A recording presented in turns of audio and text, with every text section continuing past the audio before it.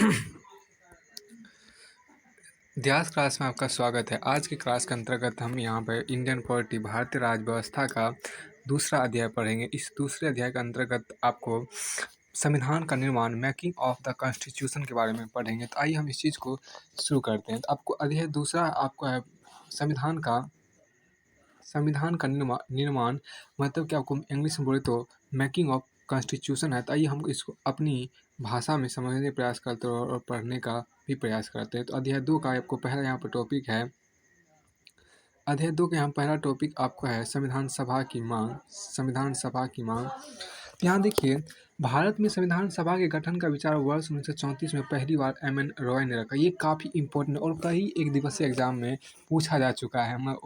एक दिवसीय एग्जाम में पूछा जा चुका है कि भारत में पहली बार संविधान सभा की मांग किसने रखा और कब रखा। तो 1934 में पहली बार भारत में संविधान सभा के गठन का विचार आपको एम.एन. रॉय ने रखा था।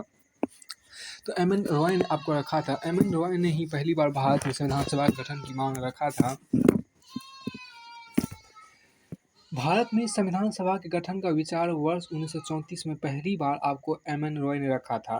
तो ये आपको लाइन काफ़ी इंपॉर्टेंट। इस प्रकार क्वेश्चन आपको आते हैं कि भारत में पहली बार संविधान सभा के गठन का विचार, भारत में पहली बार संविधान सभा के गठन का विचार किसने और कब रखा था। तो आपको वर्ष 1934 ईस्वी में एम.एन. रॉय ने आपको संविधान सभा के गठन का विचार रखा था। फिर आपको आगे का लाइन यहाँ पर आपको है, रॉय भारत में वामपंथी आंदोलन के प्रखर नेता थे। एम.एन. रॉय जो थे वो आपको भारत में वामपंथी आंदोलन के प्रखर नेता थे। हम देखिए एम.एन. रॉय का थोड़ा सा फुल फॉर्म भी हम जान लेते हैं।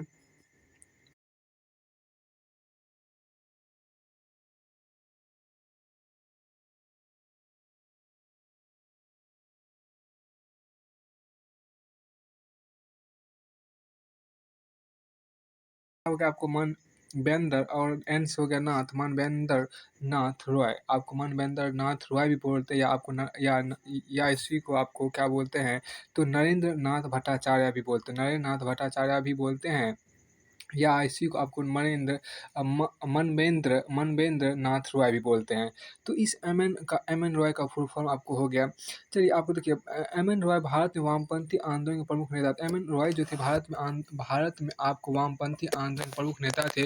1935 में 1935 में भारतीय राष्ट्रीय कांग्रेस ने पहली बार भारत के संविधान के निर्माण के लिए आधिकारिक रूप से संविधान सभा गठन की मांग की। अब देखिए यहाँ पर काफ़ी इंपॉर्टेंट है कि कांग्रेस जो उस वक्त का सबसे बड़ा पॉलिटिकल एक संस्था था, पॉलिटिकल इंस्टीट्यूशन था भारत के लिए और भारत के लिए, तो उसने पहली बार आधिकारिक रूप से ऑफिशियली, जिसे हम अंग्रेजी में बोले तो ऑफिशियली रूप से आपको भारतीय राष्ट्रीय कांग्रेस मतलब इंक शॉर्ट में, भारतीय राष्ट्रीय कांग्रेस हम शॉर्ट में इंक बोलते हैं, INC इंक। आई से इंडियन, एन से नेशनल, सी से कांग्रेस से। तो इंक ने आपको पहली बार भारत के संविधान के निर्माण के आधिकारिक रूप से संविधान सभा गठन की मांग 1935 ईस्वी में किया था। 1935 ईस्वी में भारतीय राष्ट्रीय कांग्रेस ने पहली बार भारत के संविधान के निर्माण के लिए आधिकारिक रूप से संविधान सभा के लिए गठन किया मांग किया था। 1938 आगे यहाँ पर पॉइंट कहा था, 1938 में भारतीय राष्ट्रीय कांग्रेस की ओर से पंडित जवाहरलाल नेहरू ने घोषणा की कि स्वतंत्र भारत के संविधान का निर्माण व्यक्ति मताधिकार के आधार पर चुनी गई संविधान सभा द्वारा किया जाएगा और इसमें कोई बाहरी हस्तक्षेप नहीं होगा। तो चूंकि सबसे पहले आपको 1934 में आपको 1934 में आपको एम.एन. रॉय ने संविधान सभा गठन का विचार रखा था। उसके बाद 1935 ईस्वी में आपको कांग्रेस ने आधिकारिक रूप से संविधान सभा के निर्माण के आधिकारिक रूप से संविधान सभा के गठन की मांग की थी।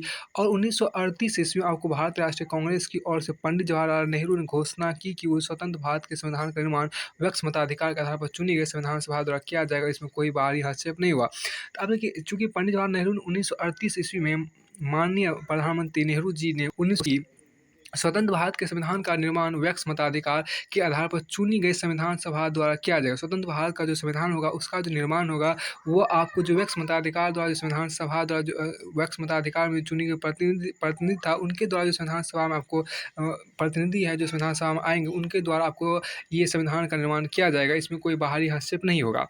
अब नेहरू की इस मांग को अंतर ब्रिटिश सरकार ने सैद्धांतिक रूप से स्वीकार किया और नेहरू की इस मांग को जायज़ ठहराते हुए ब्रिटिश सरकार ने पूर्णतः इसको स्वीकार किया और इससे स्वीकार कर लिया। इसे सन 1940 के अगस्त प्रस्ताव के नाम से जाना जाता है। इस बात को नेहरू की इस मांग को स्वीकार कर लिया। नेहरू की इस मांग को अंत ब्रिटिश सरकार ने सैद्धांतिक रूप से मतलब एक थ्योरेटिकल जिसे बोलते हैं उसे आपको स्वीकार कर लिया और इसे सन 1940 के अगस्त प्रस्ताव के नाम से जाना जाता है। इसे सन 1940 के अगस्त प्रस्ताव के नाम से जाना जाता है। तो इनको अगस्त प्रस्ताव के नाम से भी जानते हैं, इनको अगस्त प्रस्ताव के नाम से भी जानते हैं। तो आपको अगस्त प्रस्ताव के नाम से जानते हैं। सन 1942 में ब्रिटिश सरकार के कैबिनेट मंत्री सर स्टेफोर्ड क्रिप्स तथा ब्रिटिश मंत्रिमंडल के यहाँ आप देखिए, तो नेहरू की इस मांग को अंतर ब्रिटिश सरकार ने सैद्धांतिक रूप से स्वीकार किया। इसे सन 1940 के अगस्त प्रस्ताव के नाम से जानते हैं। तो सन 1940 मतलब पंडित नेहरू की मांग ये थी कि जो आपको स्वतंत्र भारत का जो संविधान का निर्माण होगा, वो आपको भारत के जो व्यक्ति मताधिकार है उनके द्वारा जो प्रतिनिधि चुनकर संविधान सभा में आएंगे, संविधान सभा में आएंगे और संविधान सभा जो उस संविधान का निर्माण करेगा उसमें कोई बाहरी हस्तक्षेप नहीं होगा। उसी को अगस्त प्रस्ताव के नाम से यहाँ पर जाना जाता है। तो सन 1942 में ब्रिटिश सरकार सन 1942 में ब्रिटिश सरकार के कैबिनेट मंत्री सर स्टेफोर्ड क्रिप्स से। तो अभी हम ध्यान देंगे, सन 1942 में आपको ब्रिटिश सरकार के कैबिनेट मंत्री सर स्टेफोर्ड क्रिप्स तथा ब्रिटिश मंत्रिमंडल के एक सदस्य एक स्वतंत्र संविधान के निर्माण के लिए ब्रिटिश सरकार के एक प्रारूप प्रस्ताव के साथ भारत आए। सन 1942 में देखिए, सन 1942 में ब्रिटिश सरकार के कैबिनेट मंत्री सर स्टेफोर्ड क्रिप्स तथा ब्रिटिश मंत्रिमंडल के एक सदस्य एक स्वतंत्र संविधान के निर्माण के लिए एक स्वतंत्र भारत के संविधान के निर्माण के लिए ब्रिटिश सरकार के एक प्रारूप प्रस्ताव के साथ भारत आए थे। तो सन 1942 ईस्वी में क्या हुआ कि सन 1942 ईस्वी में आपको ब्रिटिश सरकार के कैबिनेट मंत्री, ब्रिटिश सरकार के जो कैबिनेट मंत्री थे आपको स्टेफोर्ड क्रिप्स तथा ब्रिटिश मंत्रिमंडल के जो एक सदस्य थे एक स्वतंत्र संविधान के निर्माण के लिए ब्रिटिश सरकार के एक प्रारूप प्रस्ताव के साथ भारत आए थे। इस संविधान को द्वितीय विश्व युद्ध के बाद अपनाया जाना था। क्रिप्स प्रस्ताव को मुस्लिम लीग ने अस्वीकार। क्रिप्स प्रस्ताव को किसने अस्वीकार सबसे पहले किया था? तो मुस्लिम लीग ने अस्वीकार कर दिया। मुस्लिम लीग की मांग थी कि भारत को दो स्वायत्त हिस्सों में बांट दिया जाए। मुस्लिम लीग की मांग ये थी कि उसने अपनी मांग ये रखते हुए कि भारत को दो स्वतंत्र हिस्सों में बांट दिया जाए, फिर हम आपकी बातों को स्वीकार करेंगे। ऐसा मुस्लिम लीग की मांग थी। मुस्लिम लीग की मांग ये था कि भारत को दो स्वायत्त मतलब स्वतंत्र हिस्सों में बांट दिया जाए, जिनकी अपनी अपनी संविधान सभाएं हों। अंत ब्रिटिश सरकार द्वारा भारत एक कैबिनेट मिशन को भेजा गया। अंत ब्रिटिश सरकार ने उस मुस्लिम लीग की बात को मानते हुए अंततः आखिरकार भारत में एक कैबिनेट मिशन को भेजा। इस मिशन ने दो संविधान सभाओं की मांग को ठुकरा दिया। इस मिशन ने क्या किया, मतलब इस कैबिनेट मिशन ने क्या किया, दो संविधान सभाओं की मांग को ठुकरा दिया, लेकिन उसने ऐसी संविधान सभा के निर्माण की योजना शामिल रखी जिसने मुस्लिम लीग को काफ़ी हद तक संतुष्ट कर दिया। इसने क्या कैबिनेट मिशन ने क्या किया कि आपको अंततः इस कैबिनेट मिशन ने अंततः ब्रिटिश सरकार द्वारा भारत में कैबिनेट मिशन आपको आखिरकार भेजा गया और इस मिशन ने कैबिनेट मिशन ने क्या किया कि मुस्लिम लीग की जो आपको दो संविधान सभाओं के निर्माण की मांग थी उनको ठुकरा दिया गया और उनके स्थान पर एक ऐसी संविधान सभा के निर्माण की योजना रखी गई जिसने मुस्लिम लीग को काफ़ी हद तक संतुष्ट कर दिया। इसमें देखिए जो आपको इम्पोर्टेंट पॉइंट आया उस सबसे पहला इम्पोर्टेंट पॉइंट आपको इसके संविधान सभा की मांग की सबसे पहला इम्पोर्टेंट पॉइंट ये है कि भारत में संविधान सभा के गठन का विचार आपको वर्ष 1934 में पहली बार एम एन रॉय ने रखा था।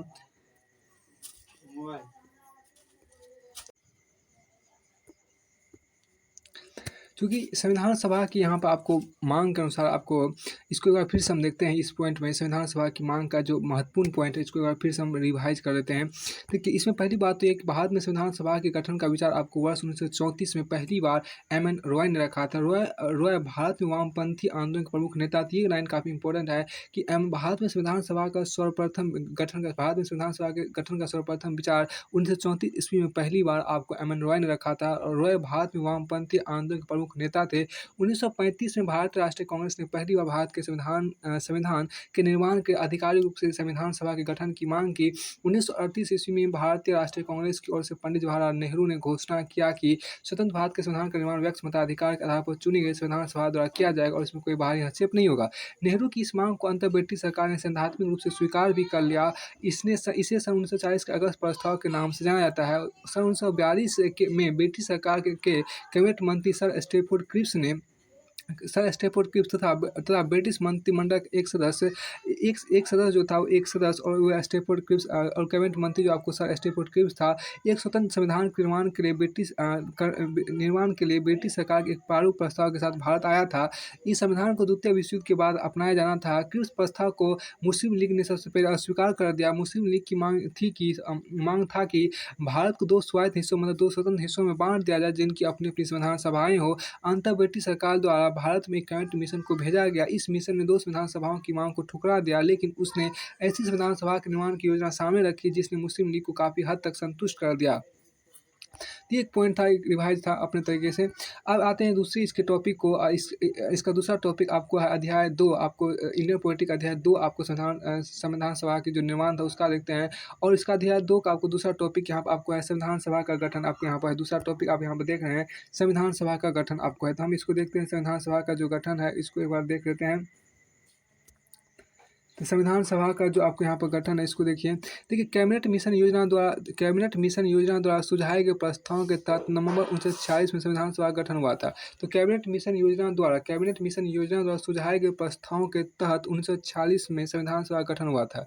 तो कैबिनेट मिशन किस आधार पर, आपके क्वेश्चन ये बार बार पूछा गया, किस आधार पर संविधान सभा का गठन हुआ था। तो आपको कैबिनेट मिशन योजना के आधार पर ही आपको संविधान सभा का गठन हुआ था 1946 ईस्वी में।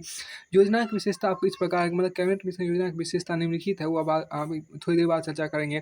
तो कैबिनेट मिशन योजना द्वारा सुझाए गए प्रस्ताव के तहत नवंबर 1946 में संविधान सभा का गठन हुआ था। योजना की विशेषता आपको इस प्रकार है। पहली विशेषता 93 सीटें देशी रियासतों को आवंटित की जानी थी।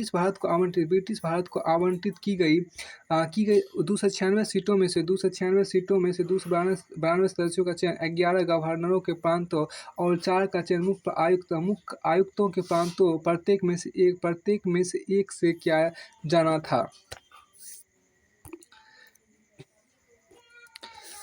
अब यहाँ पर देखिए, पहला आपको पॉइंट कि इसमें आपको नंबर 2 लिखा हुआ है। यहाँ पर प्रांत जो आपको घेर लाल से देखिए, यहाँ पर आपको लिखा हुआ बड़ा में छोटा करके आपको 2 लिखा हुआ। 2 का यहाँ पर मतलब हो गया, इसमें शामिल थे मद्रास, मतलब गवर्नरों के प्रांतों। तो प्रांतों में आपको शामिल थे मद्रास, बॉम्बे, संयुक्त प्रांत, बिहार, मध्य प्रांत, उड़ीसा, पंजाब, उत्तर पश्चिमी सीमा प्रांत, सिंध, बंगाल और असम। ये जो आपको 11 गवर्नरों के प्रांत थे, 11 गवर्नरों के प्रांत, इसमें आपको मद्रास था, दूसरा बॉम्बे था, तीसरा था, छठा उड़ीसा था, सातवां पंजाब था, आठवां उत्तर पश्चिमी सीमांत प्रांत था, 9वां सिंध था और 10वां बंगाल था और 11वां और आखिरकार असम था।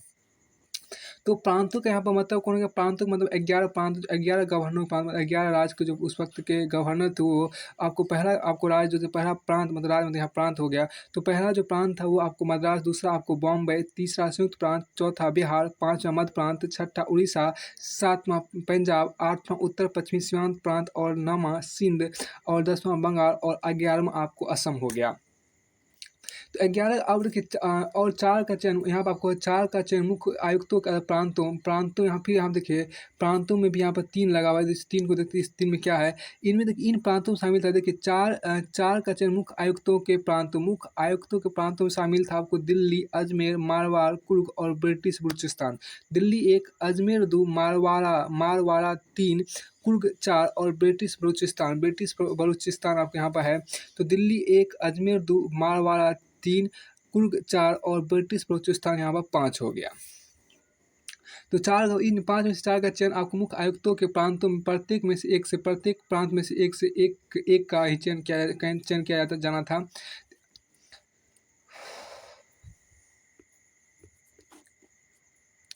उसके बाद कहीं आपको इसमें नंबर 1 लिखा हुआ, तो उस नंबर 1 को यहाँ देखिए, आपको इसमें आपको ये जो आपको बोल्ड कर लिया, आपको नंबर 1 लिखा हुआ है। नंबर 1 का मतलब देखिए कैबिनेट मिशन का मतलब 3 सदस्य कैबिनेट मिशन, मतलब 3 सदस्य कैबिनेट मिशन। आपको सबसे पहले जो था वो आपको तो लॉर्ड पैंथिक लॉरेंस था, फिर आपको सर स्टेफोर्ड क्रिप्स था और एबी अलेक्जेंडर था। 26 मार्च 1946 को हाथ पहुँचा था। देखिए 3 सदस्य कैबिनेट मिशन के अंतर्गत जो पहला जो था आपको सर लॉर्ड पैंथिक लॉरेंस था, सर स्टेफोर्ड क्रिप्स आपको अध्यक्ष था, उसका हेड था, और आपको एबी अलेक्जेंडर था। मतलब सर स्टेफोर्ड क्रिप्स के अलावा जो 2 व्यक्ति थे वो आपको थे लॉर्ड पैंथिक लॉरेंस थे और आपको एबी अलेक्जेंडर थे। ये सभी आपको 24 मार्च 1946 को भारत पहुंचा था। 3 सदस्य कैबिनेट मिशन में आपको सबसे पहले आपको सर स्टेफोर्ड क्रिप्स था, फिर आपको लॉर्ड पैंथिक लॉरेंस था, फिर आपको एबी अलेक्जेंडर था। ये सभी व्यक्ति, तीनों व्यक्ति 24 मार्च 1946 को भारत पहुंचा। इसने अपनी योजना को 16 मई 1946 को प्रकाशित किया था। 16 मई 1946 को प्रकाशित किया था। मतलब एक क्वेश्चन ये बनने की संभावना आपको बनती है कि 3 सदस्य कैबिनेट मिशन जो था आपको उसने अपनी योजना को उसने अपनी योजना को किस दिन किस समय प्रस्तुत किया था? तो 16 मई 1940 को प्रकाशित किया था, 16 मई 1940 को प्रकाशित किया था। तो ये आया था 24 मार्च 1940 को, 24 मार्च 1940 को आया था और आपको 16 मई 1940 को प्रकाशित किया था, मतलब लगभग 2 महीना के बाद उसने अपनी योजना को प्रकाशित किया था। तो ये आपको 1 और 2 पॉइंट को हम देख आगे चलते हैं आपको। आगे यहाँ पे आपको पढ़ रहे थे कि ये आपको इम्पोर्टेंट था कि कैबिनेट मिशन का गठन आपको यहाँ पर देखिए तो आपको ये पढ़ रहे थे कैबिनेट मिशन योजना द्वारा सुझाए गए आपको यहाँ पहली विशेषता आप पढ़ रहे थे कि संविधान सभा की कुल सदस्य संख्या 389 होनी थी। अब ये देखिए कि आपको ये काफ़ी इंपॉर्टेंट बनेगा कि संविधान सभा की कुल सदस्यों की संख्या कितनी थी, तो आपको 389 था, 389 था। इनमें से 296 सीटें आपको ब्रिटिश भारत के 296 सीटें, इस 389 में से 296 सीटें आपको ब्रिटिश भारत के और 93 सीटें 93 सीटें देसी रियासतों को आवंटित की जानी थी। देसी रियासतों को आप क्या करने थे, आवंटित किया जाता था। देखिए 300 पे संविधान सभा की कुल सीटें कितनी थी? संविधान सभा की कुल सीटें आपको 389 थी। 389 में से 296 जो सीटें थी वो आपको ब्रिटिश भारत की थी। 296 सीटें आपको ब्रिटिश भारत की थी और आप उस ब्रिटिश भारत की थी फिर आपको 389 माइनस 296 का कितना का 93 सीटें बचता है। तो 93 जो सीटें थी, 93 जो सीटें थी वो देसी रियासतों को आवंटित की गई थी। यहाँ पे क्वेश्चन ये बनेगा कि पहले क्वेश्चन दिया कि संविधान सभा की कुल सीटों की संख्या कितनी थी? वो आपको 389 थी। आप बताइए ब्रिटिश भारत के कुल कितनी सीटें थी? ब्रिटिश भारत के कुल सीटें आपको 296 थी। तो बताइए देसी रियासतों के कुल सीटें कितनी आरक्षित? देसी रियासतों के कुल कितनी सीटें आपको आरक्षित थी? तो आपको देसी रियासतों के कुल आपको 93 सीटें आरक्षित थी। 93 सीटें आपको आरक्षित थी। फिर आपको आगे है कि ब्रिटिश भारत को आवंटित की गई। ब्रिटिश भारत को आवंटित की गई 296 सीटों में से 292 सदस्यों चयन 296। अब देखिए इसमें भी कंडीशन है कि ब्रिटिश भारत को 296 सीटें आपको आवंटित किया गया, मतलब उसको दिया गया। 296 सीटों में से 292 सदस्यों का चयन 11 गवर्नरों के प्रांतों में से किया जाना था। तो 296 में से 292 जो सदस्य था उन 292 सदस्यों का जो चयन था वो आपको 11 गवर्नरों के प्रांतों और 4 का चयन मुख्य आयुक्तों के प्रांतों प्रत्येक में से किया जाना था। प्रत्येक में से एक का किया जाना था, प्रत्येक में से एक का किया जाना, मतलब 292 सदस्यों का चयन आपको 11 गवर्नरों के प्रांतों और 4 का चयन मुख्य आयुक्तों के प्रांतों में से एक का किया जाना था। तो अब यहाँ पे देखिए कि अब यहाँ पर कि आपको इसकी दूसरी विशेषता को यहाँ पर देखते हैं। दूसरी विशेषता आपको यहाँ पर ये है कि हर प्रांत एवं देसी रियासत अथवा छोटे राज्यों के मामले में राज्यों के समूह को उनकी जनसंख्या के अनुपात में सीटें आवंटित की जानी थी। मोटे तौर पर कहा जाए तो प्रत्येक 10 लाख लोगों पर एक सीट आवंटित की जानी थी। देखिए हर प्रांत एवं देसी रियासत यहाँ पर ये मतलब हो गया कि अथवा छोटे राज्यों के मामले में राज्यों के समूह जो आपको होगा, हर प्रांत एवं देसी रियासतों को उनकी जनसंख्या के अनुपात में सीटें आवंटित की जानी थी। मोटे तौर पर कहा जाए तो प्रत्येक 10 लाख लोगों को एक सीट आवंटित की जानी थी। तो उस समय जब संविधान सभा का निर्माण हुआ तो उसमें आपको एक जो प्रतिनिधि होता था वो 10 लाख लोगों का प्रतिनिधित्व होता था, मतलब वो एक व्यक्ति आपको 10 लाख लोगों को दर्शाता था। तो मोटे तौर पर कहा जाए तो प्रत्येक जो प्रतिनिधि है वो आपको 10 लाख लोगों पर एक प्रतिनिधि होता था। तो हर प्रांत अब इसको फिर से अगर देखते हैं विशेषता नंबर 2 को फिर से अगर करते हैं तो हर प्रांत में देसी रियासतों को उनकी जनसंख्या के अनुपात में सीटें आवंटित की जानी थी। तो मोटे तौर पर आपको कहा है, सतही तौर पर कहे तो आपको प्रत्येक 10 लाख लोगों पर एक सीट आवंटित की गई थी। अब यहाँ पे ये देखिए कि आपको रियासतों मतलब ये होगा अथवा छोटे राज्यों के मामलों में राज्यों के जो समूह होते थे इस आपको कहा गया। अब यहाँ देखिए कि हर प्रांत में देसी रियासत अथवा छोटे राज्यों के मामलों में जो राज्यों का समूह होता था उनको उनकी जनसंख्या के अनुपात में सीटें आवंटित की गई थी। मोटे तौर पर कहा जाए तो प्रत्येक 10 लाख लोगों पर एक सीट आवंटित की गई थी, मतलब एक प्रतिनिधि आवंटित की गई थी। अब यहाँ पर देखिए तीसरा विशेषता आपको ये है कि प्रत्येक ब्रिटिश प्रांत को आवंटित की गई सीटों का निर्धारण तीन प्रमुख समुदायों के बीच उनकी जनसंख्या के अनुपात में किया जाना था। ये 3 समुदाय था आपको मुस्लिम, सिख एवं सामान्य। तो सामान्य के अंतर्गत आपको देखिए मुस्लिम और सिख को छोड़कर हम सामान्य बोलते हैं। तो अब ये तीसरी इसकी विशेषता ये थी कि प्रत्येक ब्रिटिश प्रांत को आवंटित की गई सीटों का निर्धारण जो था, प्रत्येक ब्रिटिश प्रांत को आवंटित की गई सीटों का जो निर्धारण था वो 3 प्रमुख समुदायों के बीच उनकी जनसंख्या के अनुपात में किया जाना था। तो प्रत्येक ब्रिटिश प्रांत को आवंटित की गई सीटों का निर्धारण 3 प्रमुख समुदायों के बीच उनकी जनसंख्या के अनुपात में किया जाना था। ये 3 समुदाय थे मुस्लिम, सिख एवं सामान्य। तो सामान्य के अंतर्गत आपको मुस्लिम और सिख को छोड़कर जो भी आपको जाति आते हैं, जो भी धर्म के लोग आएंगे उसको हम सामान्य मानेंगे। समान कहा जाता था। तो प्रत्येक ब्रिटिश प्रांत को आवंटित की गई सीटों का निर्धारण 3 प्रमुख समुदायों के बीच उनकी जनसंख्या के अनुपात में किया जाना था। अब यहाँ देखिए इसकी चौथी विशेषताओं को लेकर हम चलते हैं। चौथी विशेषता आपको यहाँ पर है कि प्रत्येक समुदाय के प्रतिनिधियों का चुनाव को प्रांतीय असेंबली में उस समुदाय के सदस्यों द्वारा किया जाना था और एकल संक्रमणीय मत के माध्यम से समानुपातिक प्रतिनिधित्व तरीके से मतदान किया जाना था। यहाँ ये कहा गया कि प्रत्येक समुदाय के जो प्रतिनिधि होते थे, प्रत्येक समुदाय के प्रतिनिधि का चुनाव प्रांतीय असेंबली में उस समुदाय के सदस्यों द्वारा किया जाना था और एकल संक्रमणीय मत के माध्यम से समानुपातिक प्रतिनिधित्व तरीके से मतदान किया जाना था। तो प्रत्येक समुदाय के प्रतिनिधियों का चुनाव प्रांतीय असेंबली में उस समुदाय के सदस्यों द्वारा किया जाना था और एकल संक्रमणीय मत के माध्यम से समानुपातिक प्रतिनिधित्व तरीके से मतदान किया जाना था।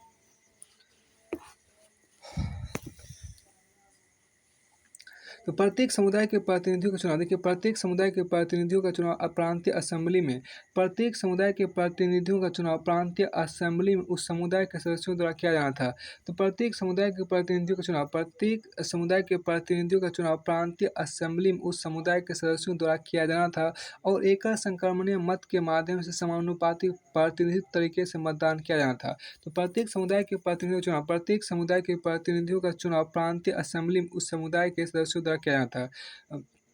इसकी चौथी विशेषता में आपको कि प्रत्येक समुदाय के प्रतिनिधियों का चुनाव प्रांतीय असेंबली में उस समुदाय के सदस्यों द्वारा किया जाना था। तो प्रत्येक समुदाय का चुनाव जो आपको होता तो वो आपको उस प्रांत मतलब उस राज्य के जो प्रांतीय असेंबली होता था उसमें उस समुदाय के सदस्यों द्वारा किया जाना था और एकल संक्रमणीय मत के माध्यम से समानुपातिक प्रतिनिधित्व तरीके से मतदान किया जाना था। फिर इसकी पांचवी आपको यहाँ पर विशेषता आपको है, इसकी पांचवी विशेषता आपको यहाँ पर है कि देशी रियासतों के प्रतिनिधियों का चयन रियासतों के प्रमुखों द्वारा किया जाना था। देशी रियासतों के प्रतिनिधियों का जो चयन था वो आपको देशी रियासतों के प्रतिनिधियों का चयन आपको रियासतों के प्रमुखों द्वारा किया जाना था। देशी रियासतों के जो प्रतिनिधियों का चयन था वह रियासतों के प्रमुखों द्वारा किया जाना था। अतः यह स्पष्ट था कि संविधान सभा आंशिक रूप से चुनी हुई और आंशिक रूप से नामांकित निकाय थी। यह स्पष्ट हो चुका था कि संविधान सभा जो थी वो आंशिक रूप से चुनी हुई और आंशिक रूप से नामांकित निकाय थी। मतलब इसमें कुछ ऐसे प्रतिनिधि जो चुनकर आते थे जिनको जनता चुनती थी और कुछ ऐसे प्रतिनिधि जिनको नामांकित या मनोनीत किया जाता था। इसके अलावा सदस्यों का चयन इसके अलावा आपको सदस्यों का चयन अप्रत्यक्ष रूप से प्रांतीय व्यवस्थापिका के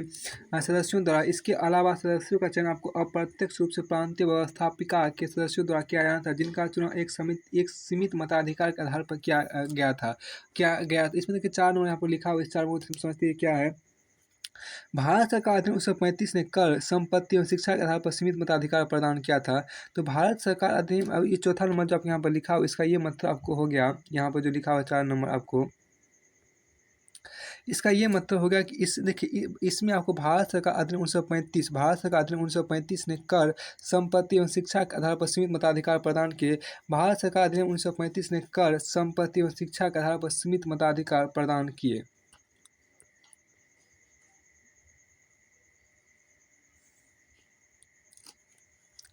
अतः यह स्पष्ट था कि संविधान सभा आंशिक रूप से चुनी हुई और आंशिक रूप से नामांकित निकाय थी। इसके अलावा सदस्यों का जो चयन था वो अप्रत्यक्ष रूप से प्रांतीय व्यवस्थापिका के सदस्यों द्वारा आपको किया जाना था, जिनका चुनाव एक सीमित मताधिकार के आधार पर किया गया था। एक सीमित मताधिकार के आधार पर आपको किया गया था। अब देखिए अतः यह स्पष्ट था कि संविधान सभा आंशिक रूप से चुनी हुई और आंशिक रूप से नामांकित निकाय थी। इसके अलावा सदस्यों का चुनाव अप्रत्यक्ष रूप से प्रांतीय व्यवस्थापिका के सदस्यों द्वारा किया जाना था, जिनका चुनाव एक सीमित मताधिकार के आधार पर किया गया। फिर आपको आगे यहाँ पर आपको है इसमें कि संविधान सभा के लिए देखिए संविधान सभा के जो चुनाव आपको चुनाव जुलाई अगस्त 1946 में हुआ था। संविधान सभा का जो चुनाव हुआ था वो जुलाई अगस्त 1946 में आपको हुआ था। ब्रिटिश भारत के आवंटित 296 सीटों थी। ब्रिटिश भारत के ये जो चुनाव आपको हुआ था जुलाई अगस्त 1946 में जो चुनाव हुआ था वो आपको ब्रिटिश भारत का आवंटित 296 सीटों हेतु हुआ था। इस चुनाव में भारतीय राष्ट्रीय कांग्रेस को 208 सीटें मिली थी और मुस्लिम लीग को 73 सीटें मिली थी तथा छोटे समूह एवं स्वतंत्र सदस्यों को 15 सीटें मिली थी। हालांकि देशी रियासतों को आवंटित की गई 93 सीटें नहीं भर नहीं पाई। हालांकि देखिए यहाँ पर अ, देशी रियासतों को आवंटित की गई 93 सीटें भर नहीं पाई क्योंकि उन्होंने खुद को संविधान सभा से अलग रखने का निर्णय किया। अब देखिए, हालाँकि देशी रियासतों को आवंटित की गई 93 सीटें जो थी वो भर नहीं पाई क्योंकि उन्होंने खुद को संविधान सभा से अलग रखने का निर्णय किया। यद्यपि संविधान सभा का चुनाव भारत के व्यक्ति मताधिकार द्वारा व्यक्ति मतदाताओं द्वारा प्रत्यक्ष रूप से नहीं हुआ, तथापि इसमें प्रत्येक समुदाय हिंदू, मुस्लिम, सिख, फारसी, आंग्ल भारतीय, भारत ईसाई, अनुसूचित जाति, अनुसूचित जनजाति के प्रतिनिधियों को जगह जगह मिली। इनमें महिलाएं भी शामिल थी। महात्मा गांधी के अपवाद को छोड़ दे तो सभा में उस समय भारत की सभी बड़ी हस्तियां शामिल थी। तो उस समय आपको भारत में जो आपको सभी बड़ी हस्तियां उस समय भारत में आपको इस प्रतिनिधि के रूप में आपको शामिल थे। अब देखिए, संविधान सभा के आपको इसको फिर से हम यहाँ पर देखते हैं। तो संविधान सभा के लिए आपको चुनाव जुलाई अगस्त 1946 में हुआ। ब्रिटिश भारत के आवंटित 296 सीटों हेतु इस चुनाव को भारतीय राष्ट्रीय कांग्रेस को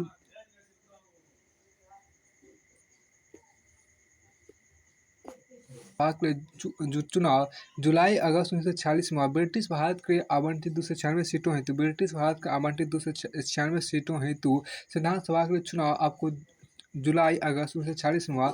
इस चुनाव में आपको भारतीय राष्ट्रीय कांग्रेस को 208 सीटें मिली, मुस्लिम लीग को 73 और 73 सीटें मिली तथा छोटे समूह एवं स्वतंत्र सदस्यों को 15 सीटें मिली। हालांकि देशी रियासतों को आवंटित की गई 93 मतलब 93 सीटों पर भर नहीं पाए, उसमें वो खाली ही रह गए। 93 सीटें जो थी वो खाली रह गई, सीटें वो भर नहीं 93 सीटें जो मिले को 93 में 93 सीटें जो मिली थी वो नहीं भर पाई क्योंकि उन्होंने खुद को देशी रियासत जो था स्वयं को संविधान सभा से अलग रखने का निर्णय किया।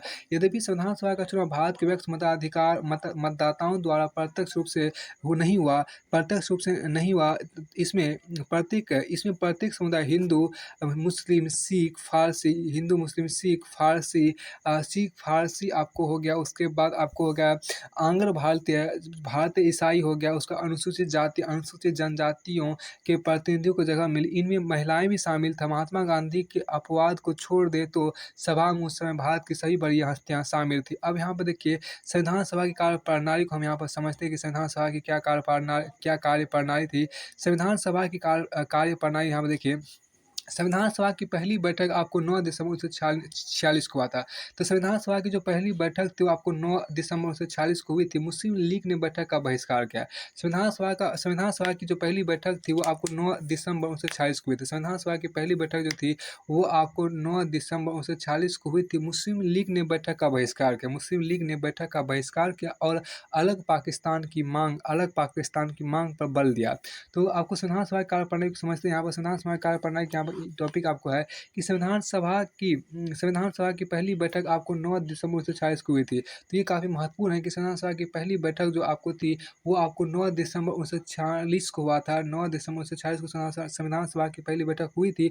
मुस्लिम लीग ने बैठक का बहिष्कार किया था। मुस्लिम लीग ने बैठक का बहिष्कार किया और अलग पाकिस्तान की मांग पर बल दिया था। इसलिए बैठक में केवल 211 सदस्यों ने हिस्सा लिया। फ्रांस की तरह इस सभा के सबसे वरिष्ठ सदस्य डॉक्टर सच्चिदानंद सिन्हा को सभा का अस्थायी अध्यक्ष चुना गया।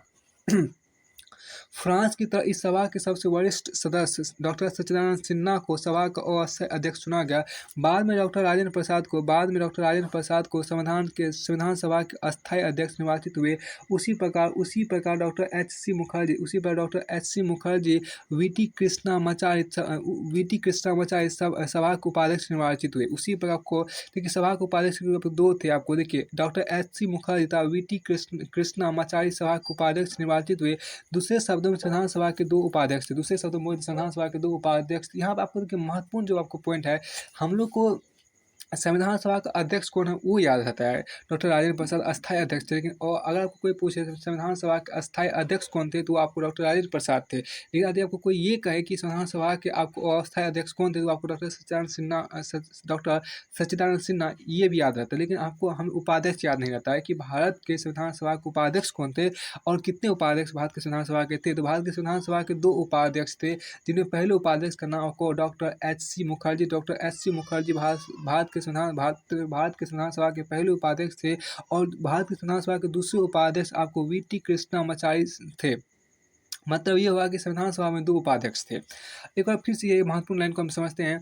देखिए, संविधान सभा की पहली बैठक आपको 9 दिसंबर 1946 को हुई थी। मुस्लिम लीग ने बैठक का बहिष्कार किया और अलग पाकिस्तान की मांग को उसने जोर डाला। इसलिए बैठक में केवल 11 सदस्य ही हिस्सा लिया और फ्रांस की तरह इस सभा में, मतलब संविधान सभा में भी सबसे वरिष्ठ जो सदस्य होगा उनको ही, सबसे वरिष्ठ सदस्य जो आपको डॉक्टर सच्चिदानंद सिन्हा, तो उनको ही सभा का अस्थायी अध्यक्ष नियुक्त किया गया, चुना गया। बाद में डॉक्टर राजेंद्र प्रसाद को संविधान सभा के अस्थायी अध्यक्ष निर्वाचित किया गया। बाद में डॉक्टर राजेंद्र प्रसाद को संविधान सभा का अस्थायी अध्यक्ष आपको चुना गया, निर्वाचित किया गया। उसी प्रकार संविधान सभा के उपाध्यक्ष पहले उपाध्यक्ष उसी प्रकार को संविधान सभा के पहले उपाध्यक्ष आपको डॉक्टर एस.सी. मुखर्जी एवं उसी के साथ-साथ उसके दूसरे सहायक उपाध्यक्ष जिसे बोलते हैं, वी.टी. कृष्णामाचारी संविधान सभा के उपाध्यक्ष निर्वाचित। मतलब अगर बोले तो मोटे तौर पर संविधान सभा के 2 उपाध्यक्ष थे, जिसमें पहला उपाध्यक्ष आपको डॉक्टर एस.सी. मुखर्जी था और दूसरा उपाध्यक्ष आपको वी.टी. कृष्णामाचारी थे। अब यहाँ पे देखो उद्देश्य प्रस्ताव को, अगला टॉपिक यहाँ पे आपको है उद्देश्य प्रस्ताव। यहाँ पे आपको इस उद्देश्य प्रस्ताव को हम देखते हैं, ये उद्देश्य प्रस्ताव क्या है। देखिए, 13 दिसंबर 1946 को पंडित नेहरू ने सभा में ऐतिहासिक उद्देश्य प्रस्ताव पेश किया था। 13 दिसंबर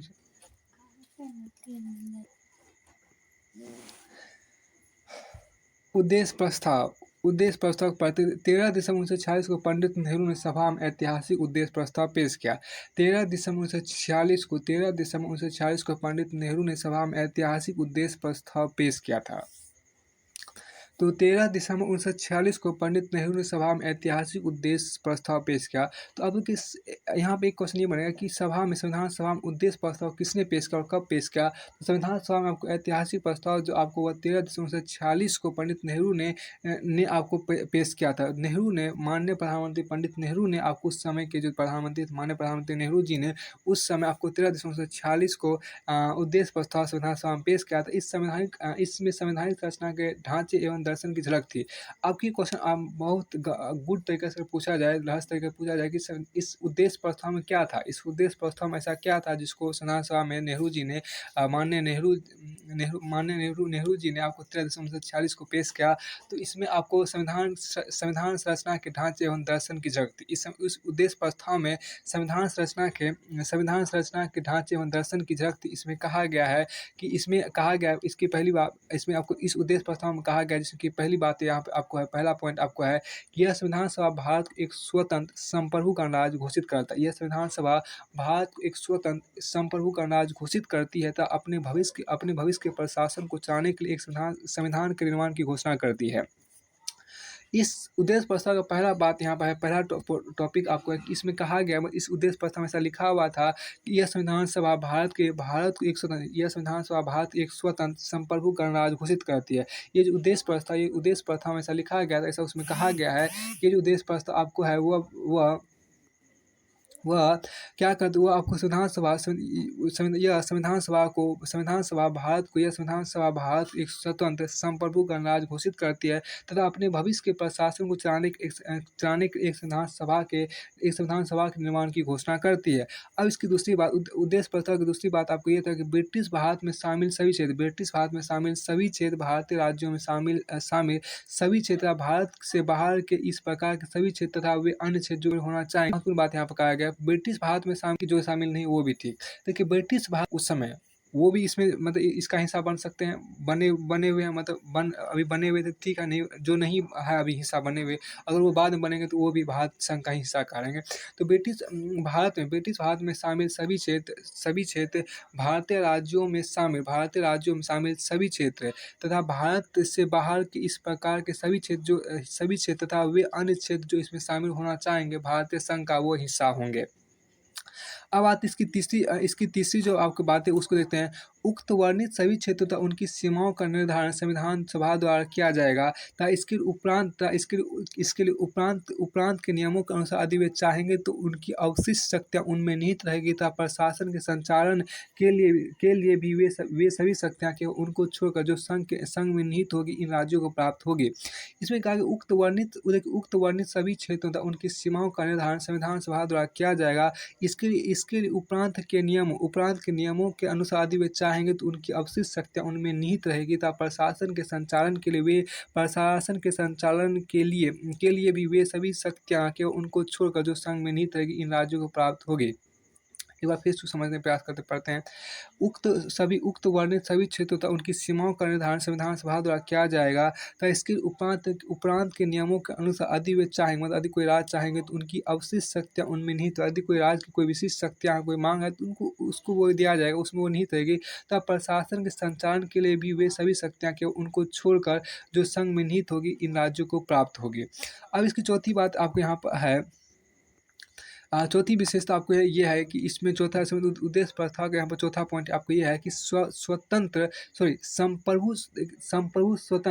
स्वतंत्र भारत की सभी शक्तियाँ एवं प्राधिकार इसके अभिन्न अंग तथा सरकार के अंग सभी का स्रोत भारत की जनता होगी। अब यहाँ बहुत बहुत बड़ी बात कहा गया है कि संप्रभु स्वतंत्र भारत की सभी शक्तियाँ, संप्रभु स्वतंत्र भारत की सभी शक्तियाँ एवं प्राधिकार इसके अभिन्न अंग तथा सरकार के अंग सभी का स्रोत भारत की जनता होगी।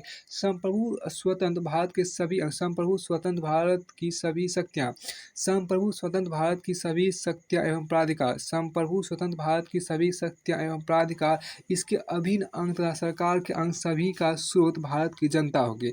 संप्रभु स्वतंत्र भारत की सभी शक्तियाँ एवं प्राधिकार इसके अभिन्न अंग तथा सरकार के अंग सभी का स्रोत भारत की जनता होगी। अब यहाँ पर पांचवा पॉइंट है, भारत के सभी लोगों के लिए न्याय, सामाजिक, आर्थिक एवं राजनीतिक स्वतंत्रता एवं सुरक्षा, अवसर की समता, विधि के समक्ष समता, विचार एवं अभिव्यक्ति, विश्वास एवं भ्रमण। तो भारत के सभी लोगों के लिए न्याय, सामाजिक, आर्थिक एवं राजनीतिक स्वतंत्रता एवं सुरक्षा, अवसर की समता, विधि के समक्ष समता, विचार एवं अभिव्यक्ति, भ्रमण मतलब घूमने फिरना, भ्रमण, संगठन बनाने आदि की स्वतंत्रता तथा लोक नैतिकता की स्थापना सुनिश्चित की जाएगी। इस पॉइंट को एक बार हम यहाँ पर फिर से देखते हैं। एक मिनट, यहाँ पर इसकी पांचवी विशेषता के अंतर, पांचवी पॉइंट के अंतर यह है कि भारत के सभी लोगों के लिए न्याय, सामाजिक, आर्थिक एवं राजनीतिक स्वतंत्रता एवं सुरक्षा, अवसर की समता, विधि के समक्ष समता, विचार एवं अभिव्यक्ति, विश्वास, भ्रमण, संगठन बनाने आदि की स्वतंत्रता तथा लोक नैतिकता की स्थापना सुनिश्चित की जाएगी। छठा पॉइंट यहाँ पर आपको है कि अल्पसंख्यकों, पिछड़े वर्गों तथा जनजातीय क्षेत्रों के लोगों को पर्याप्त सुरक्षा प्रदान की जाएगी। अल्पसंख्यकों, पिछड़े वर्गों तथा जनजातीय क्षेत्रों के लोगों को पर्याप्त सुरक्षा प्रदान की जाएगी। सातवां पॉइंट आपको यहाँ पर है कि संघ की एकता को अक्षुण्ण बनाए रखा जाएगा। संघ की एकता को अक्षुण्ण बनाए रखा जाएगा तथा इसके भू क्षेत्र, समुद्र एवं वायु क्षेत्र को सब देश के न्याय एवं विधि के अनुरूप यहाँ पर है कि इस प्राचीन भूमि को विश्व में उसका अधिकार एवं उचित स्थान दिलाया जाएगा तथा विश्व में शांति और मानव कल्याण को बढ़ावा देने के निर्मित उसके योगदान को सुनिश्चित किया जाएगा। एक बार फिर हम इसकी छठे पॉइंट से आपको शुरू करते हैं। छठी पॉइंट से शुरू करते हैं। अल्पसंख्यकों, छठा पॉइंट आपको यहाँ पर है कि अल्पसंख्यकों, पिछड़े वर्ग तथा जनजातीय क्षेत्रों के लोगों को पर्याप्त सुरक्षा प्रदान की जाएगी। छठा पॉइंट है। इसी का सातवां पॉइंट आपको यहाँ पर है कि संघ की एकता को अक्षुण्ण बनाए रखा जाएगा तथा इसके भू क्षेत्र, समुद्र एवं वायु क्षेत्र को सब देश के न्याय एवं विधि के अनुरूप सुरक्षा प्रदान की जाएगी। और आठवां इसका पॉइंट है कि इस प्राचीन भूमि को विश्व में उसका अधिकार एवं उचित स्थान दिलाया जाएगा तथा विश्व शांति एवं मानव कल्याण को बढ़ावा देने के निमित्त उसके योगदान को सुनिश्चित किया जाएगा। अब देखिए यहाँ हो गया। अब इस प्रस्ताव को 22 जनवरी 1946 को सर्वसम्मति से स्वीकार कर लिया गया। इस उद्देश्य प्रस्ताव को 22 जनवरी 1946 को सर्वसम्मति से स्वीकार कर लिया गया। तो यहाँ काफी महत्वपूर्ण आपको बनेगा कि इस मेंस आंसर राइटिंग कहीं भी आपको काम आ सकता है कि ये उद्देश्य प्रस्ताव को आपको कब स्वीकार किया गया था। तो 22 जनवरी 1946 को सर्वसम्मति से स्वीकार कर लिया गया। इसने संविधान के स्वरूप को काफी हद तक प्रभावित किया है। ये उद्देश्य प्रस्ताव जो है वो आपको संविधान के स्वरूप को काफी हद तक प्रभावित भी किया है। इसके परिवर्तित रूप संविधान की प्रस्तावना बनी। इसके परिवर्तित रूप जो है वो संविधान की प्रस्तावना बनी। संविधान की जो प्रस्तावना है उसी उद्देश्य प्रस्ताव का परिवर्तित रूप है। उद्देश्य प्रस्ताव का परिवर्तित रूप ही संविधान की प्रस्तावना बनी। अब आते हैं स्वतंत्रता अधिनियम द्वारा परिवर्तन को देखते हैं। स्वतंत्र यहाँ पर अगला टॉपिक आपको यहाँ पर है कि स्वतंत्रता अधिनियम द्वारा परिवर्तन। यहाँ पर देखिए, संविधान सभा से खुद को अलग रखने वाली देशी रियासतों के प्रतिनिधि धीरे धीरे इसमें शामिल होने लगे। संविधान सभा से खुद को अलग रखने वाली देशी रियासतों के प्रतिनिधि जो थे वो धीरे धीरे करके इसमें शामिल होने लगे। 28 अप्रैल 1947 को 6 राज्यों के प्रतिनिधि प्रतिनिधि आपको संविधान सभा के सदस्य बन चुके थे। 28 अप्रैल 1947 को 6 राज्यों के प्रतिनिधि संविधान सभा के सदस्य बन चुके थे। अब हम यहाँ पे देखिए, इसका 5वां पॉइंट यहाँ पे लिखा हुआ है। इस 5वां पॉइंट को समझते हैं यहाँ कि 5वें में अंक क्या आता है। तो देखिए यहाँ पर 5वां यहाँ पर आपको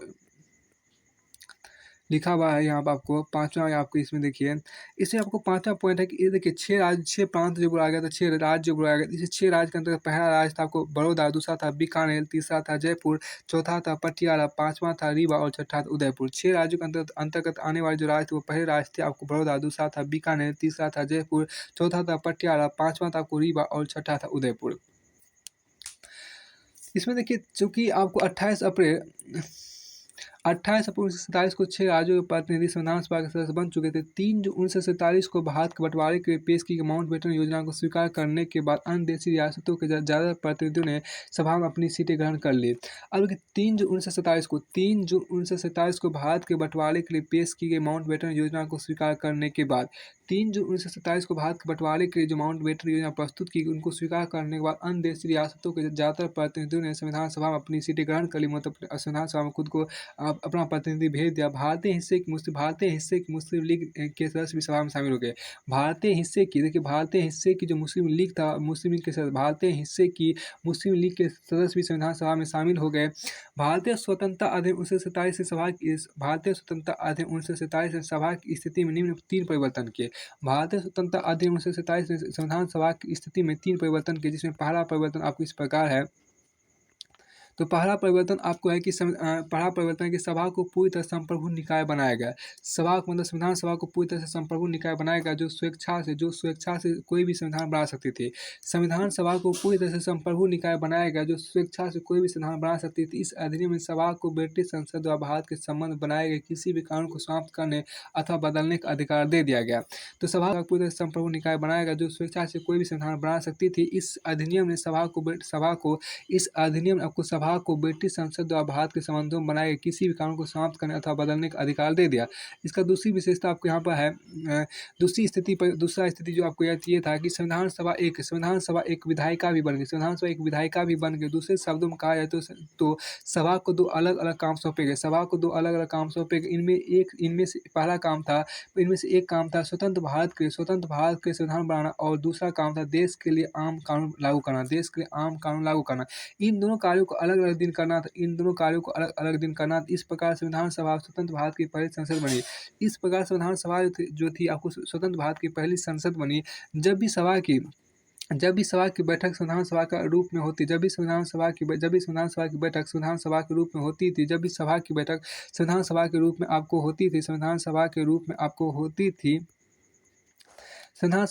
में होती थी, इसकी अध्यक्षता डॉक्टर राजेंद्र प्रसाद करते, और जब बैठक बतौर विधायिका होती तब इसकी अध्यक्षता जीवी मावलंकन करते थे। अब यहाँ पर देखिए, तो ये आपको यहाँ पर विधायिका छठा में आपको लिखा है। यहाँ पर आपको छठा पॉइंट यहाँ पर घेरा गया। आपको देखिए छठा में आपको विधायिका यहाँ पर आपको है मतलब डोमिनियन विधानमंडल के रूप में संविधान सभा की पहली बैठक 17 नवंबर 1947 को हुई थी। तो डोमिनियन विधानमंडल के रूप में संविधान सभा की पहली बार बैठक 17 नवंबर 1947 को हुई थी। डोमिनियन विधानमंडल के रूप में संविधान सभा की पहली बैठक आपको 17 नवंबर 1947 को हुई थी। जीवी मावलंकन को इसका अध्यक्ष निर्वाचित किया गया था। गणेश, तो जीबी का प्रूफ हम भी बाद में देख लेंगे। तो आपको डोमिनियन विधानमंडल के रूप में संविधान सभा की पहली बैठक आपको 17 नवंबर 1947 को हुई थी तथा जीवी मावलंकन को इसका अध्यक्ष निर्वाचित किया गया था। तो गणेश वासुदेव मावलंकन था। देखिए इसका पूरा जीवी का पूरा फुल नेम होता है आपको गणेश वासुदेव मावलंकन आपको था। अब इसमें देखिए कि आपको चूँकि जब संविधान सभा के जब सभा की बैठक आपको संविधान सभा के रूप में होती है तो उसकी अध्यक्षता डॉक्टर राजेंद्र प्रसाद करता है, लेकिन उसी सभा की बैठक यदि विधायिका के रूप में होती तो उसकी अध्यक्षता जीबी मावलंकर करता, मतलब गणेश वासुदेव मावलंकर करते थे। तो आपको ये बात याद रखना, यदि सभा की बैठक संविधान सभा के रूप में हो तो उसकी अध्यक्षता डॉक्टर राजेंद्र प्रसाद करेगा। यदि सभा की बैठक विधायिका के रूप में हो, मतलब विधानमंडल के रूप में हो, तो उसकी अध्यक्षता जीबी मावलंकर करते थे। तो अब आगे इससे चलते हैं, इसकी आपको इसकी करते थे। अब देखिए संविधान सभा 26 नवंबर 1949 तक इन दोनों रूपों में कार्य करती रही। संविधान सभा 26 नवंबर 1949 तक इन दोनों रूपों में कार्य करती रही। संविधान सभा जो था मतलब आपको विधायिका के रूप में भी और संविधान सभा के रूप में भी 26 नवंबर 1949 तक इन दोनों रूपों में कार्य करती रही। इस समय तक संविधान का निर्माण कार्य पूरा हो चुका था, मतलब 26 नवंबर 1949 तक संविधान का निर्माण कार्य पूरा हो चुका था। अब तीसरी इसकी पॉइंट है, तीसरा इसकी स्थिति है क्या? तीसरी इसकी स्थिति आपको यहाँ पर दिया हुआ है कि मुस्लिम लीग के सदस्य जो पाकिस्तान में शामिल हो चुके क्षेत्रों के संबंध है, भारतीय संविधान सभा से अलग हो गए। तो मुस्लिम लीग के मुस्लिम लीग के वह सदस्य जो पाकिस्तान में शामिल हो चुके थे, पाकिस्तान में शामिल हो चुके क्षेत्रों के संबंध मुस्लिम लीग के वह सदस्य भारतीय संविधान सभा से अलग हो गए। इसकी वजह सन 1946 में माउंटबेटन योजना के तहत तय की गई सदस्यों की कुल संख्या 389 सीटों के बजाय 299 तक आ गई थी। क्योंकि देखिए मुस्लिम लीग के सदस्य जब पाकिस्तान बंटवारा हो चुका था, पाकिस्तान में शामिल हो चुके थे, तो उसमें आपको जो 389 सीटें आपको माउंटबेटन योजना द्वारा तय की गई, तो उसमें आपको सदस्यों की संख्या, चूँकि मुस्लिम लीग के जो सदस्य वो पाकिस्तान में शामिल हो चुके थे, वो संविधान सभा से अलग हो चुके थे। तो अब जो सीटें गिर गई थी, जो पहले 389 सीटें थी, अब उसमें जो सीटें आगे गिर गई वो आपको 299 सीटें हो गई। जब मुस्लिम लीग के सदस्य पाकिस्तान का निर्माण होने के बाद पाकिस्तान में शामिल हो चुके थे, तो आपको उसमें तो आपको कितना 389 सीटों में से आपको कुल कितनी सीटें तक आ गई, तो आपको 299 सीटों तक आपको आ गई। भारतीय प्रांतों औपचारिक रूप से ब्रिटिश प्रांत की संख्या 296 से 229। देखिए अब क्या हुआ, जब पाकिस्तान बन गया तब क्या था कि पहले तो 389 थे, लेकिन अब कुल कितनी हो गई, आपको हो गया 299 हो गए। इसमें क्या था, भारतीय प्रांत मतलब ब्रिटिश प्रांत की संख्या 296 से 229 हो गई, 296 से 229 हो गई, और देशी रियासतों की संख्या 73 से घटकर 70 कर दी गई। 31 दिसंबर 1947 को राज्यवार सदस्यता, देखिए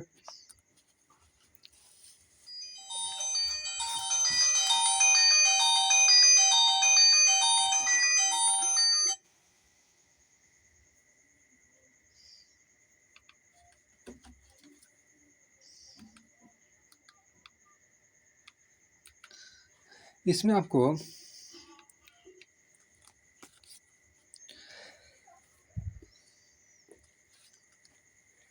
जब आपको मुस्लिम लीग के सदस्य जब आपको पाकिस्तान में शामिल हो चुके थे, तब आपको भारतीय संविधान से वो लोग अलग हो चुके थे, चूँकि वो पाकिस्तान में शामिल हो चुके थे, इस वजह से।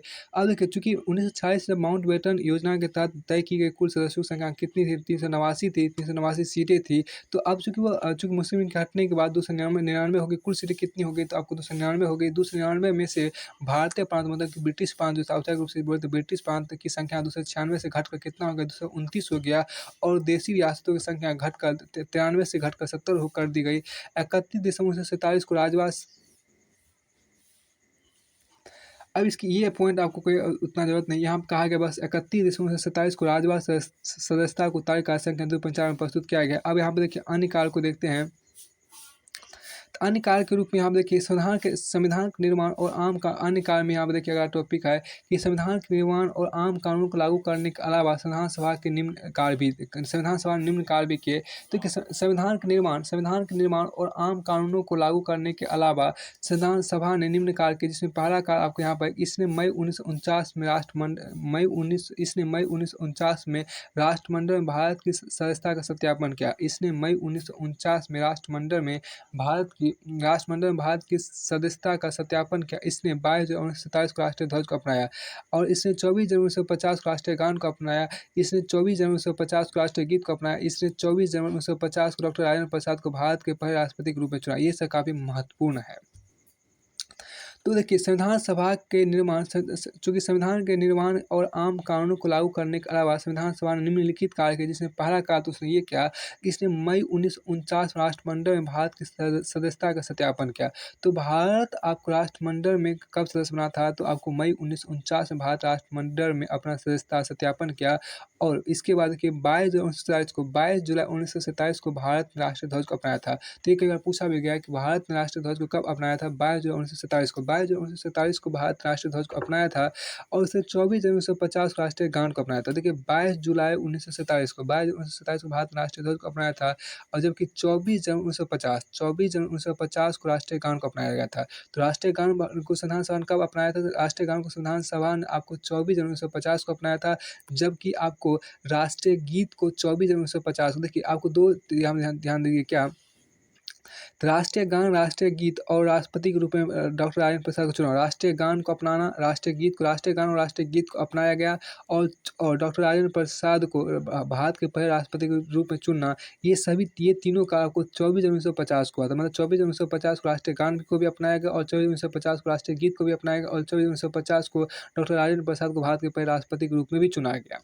लेकिन आपको देखिए 22 जुलाई 1947 को राष्ट्रीय ध्वज को अपनाया गया था और 22 जुलाई 1947 को संविधान सभा के द्वारा राष्ट्रीय ध्वज को अपनाया गया था और मई 1949 में राष्ट्रमंडल में भारत की सदस्यता का सत्यापन किया गया था। मई 1949 में राष्ट्रमंडल में भारत की सदस्यता का सत्यापन किया गया था संविधान सभा के द्वारा। तो संविधान सभा के द्वारा ही 22 जुलाई 1947 को राष्ट्रीय ध्वज को अपनाया गया था और संविधान सभा के द्वारा ही 24 जनवरी 1950 को राष्ट्रीय गान को भी अपनाएगा और संविधान सभा के द्वारा ही 24 जनवरी 1950 को राष्ट्रीय गीत को भी अपनाएगा और 24 जनवरी 1950 को ही 24 को ही डॉक्टर राजेंद्र प्रसाद को भारत के पहले राष्ट्रपति के रूप में संविधान सभा ने चुना। अब देखिए 2 साल 11 माह और 18 दिन, यहाँ पर देखिए 2 साल 11 माह और 18 दिनों में संविधान सभा की कुल 11 बैठकें हुई। 2 साल 11 माह और 18 दिनों में 2 साल 11 माह और 18 दिनों में संविधान सभा की कुल 11 बैठकें हुई। संविधान निर्माताओं ने लगभग 60 देशों के संविधान का अवलोकन किया और इसके प्रारूप पर 114 दिनों तक विचार हुआ। संविधान के निर्माण पर कुल 64 लाख रुपए उस समय 64 लाख रुपए खर्च आया। तो अब यहाँ पर देखिए तो 2 साल 11 माह और 18 दिनों में संविधान सभा की कुल 11 बैठकें हुई। 2 साल 11 माह और 18 दिनों में संविधान सभा की कुल 11 बैठकें आपको हुई थी। 2 साल 11 माह और 18 दिनों में संविधान सभा की कुल 11 बैठकें हुई। संविधान निर्माताओं ने लगभग 60 देशों के संविधान का अवलोकन किया। तो संविधान निर्माताओं ने लगभग 60 देशों के संविधान का अवलोकन किया और इसके प्रारूप पर 114 दिनों तक विचार हुआ। इस संविधान के निर्माण पर कुल 64 लाख रुपए का खर्च आया। इसमें देखिए ये थोड़ा सा डेट आपको कभी आता है कि 2 साल 11 माह और 18 दिनों में संविधान सभा की कुल 11 बैठकें हुई थी। तो संविधान निर्माताओं ने लगभग आपको 60 देशों के संविधान का अवलोकन किया था और इसके प्रारूप पर 114 दिनों तक विचार हुआ। संविधान के निर्माण पर कुल 64 लाख रुपए का खर्च आया। अब आपको आगे यहाँ पर आपका है क्या कि 24 जनवरी 1950 को संविधान सभा की अंतिम बैठक हुई। 24 जनवरी 1950 को संविधान सभा की अंतिम बैठक हुई। ये आपको काफ़ी इंपॉर्टेंट है कि संविधान सभा की अंतिम बैठक कब हुई थी, 24 जनवरी 1950 को आपको हुई थी। इसके बाद सभा ने 26 जनवरी 1950 से 1951 में 52 हुए आम चुनाव के बाद बनने वाली नई संसद के निर्माण तक भारत के अंतिम संसद के रूप में काम किया। अब देखिए यहाँ पर नई संसद 8वां पॉइंट यहाँ पर दिया गया है, इसको समझते हैं 8वां पॉइंट को। यहाँ देखिए 17 अप्रैल 1952 को अंतिम संसद का अस्तित्व समाप्त हो गया। देखिए 17 अप्रैल 1952 को पहली निर्वाचित संसद दोनों सदनों के साथ मई 1952 में अस्तित्व में आई।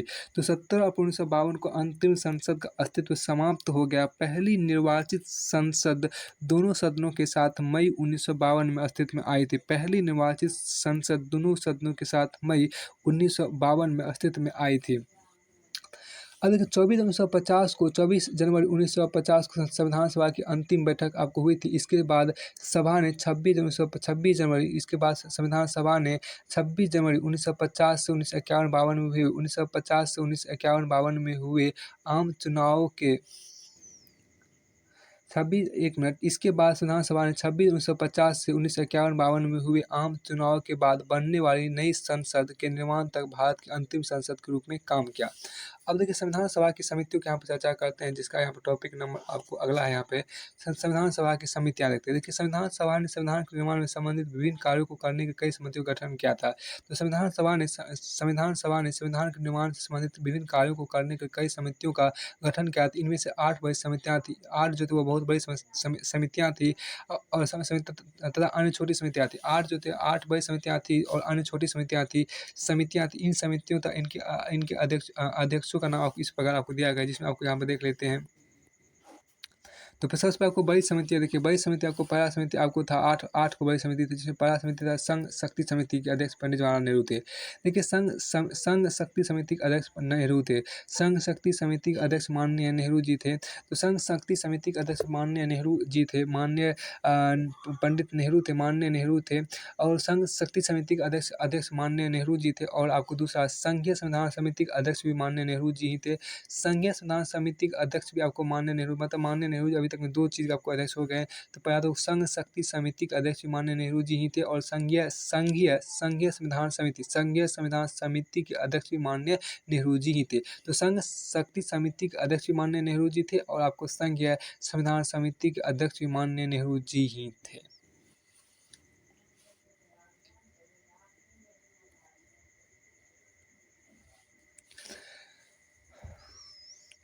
तो अब देखिए प्रांतीय संविधान सभा के जो अध्यक्ष थे वो आपको माननीय सरदार पटेल थे, माननीय सरदार पटेल थे। प्रांतीय संविधान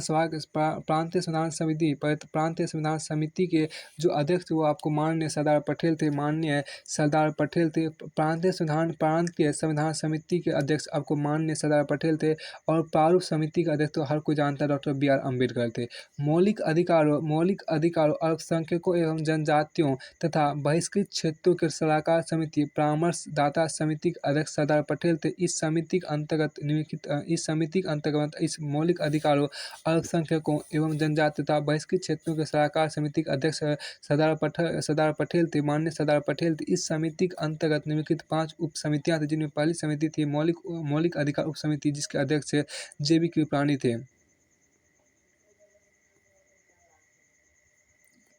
यहाँ पर देखिए आपको मौलिक अधिकार की उपसमिति जो थे, मौलिक अधिकार उप समिति JB कृपलानी थे। मौलिक अधिकार उप समिति JB कृपलानी थे। मौलिक अधिकार उप समिति जो थे वह JB कृपलानी थे। अल्पसंख्यक उप समिति HC मुखर्जी थे। अल्पसंख्यक उप समिति HC मुखर्जी थे। अल्पसंख्यक उप समिति HC मुखर्जी थे। उत्तर पूर्व सीमांत जनजातीय क्षेत्र असम को छोड़कर तथा आंशिक रूप से छोड़े गए क्षेत्र के लिए उप समिति गोपीनाथ बारदोलोई थे। छोड़े गए एवं आंशिक रूप से छोड़े गए क्षेत्रों असम में सिंचित क्षेत्रों के अलावा असम में सिंचित क्षेत्रों का उप समिति। और 5वां यहाँ पर देखिए उत्तर पश्चिम जनजाति के अध्यक्ष जो थे, यहाँ पर आपको यहाँ पर है और नतीजतन इस क्षेत्र के जनजातीय इलाके इसी राज्य या शासन के अंतर्गत आ गए। उत्तर पश्चिम सीमा प्रांत बलूचिस्तान में जनजातीय क्षेत्रों की उप समिति को इसलिए भारत संविधान सभा की तरफ से कार्य करने के लिए नहीं बुलाया गया। देखिए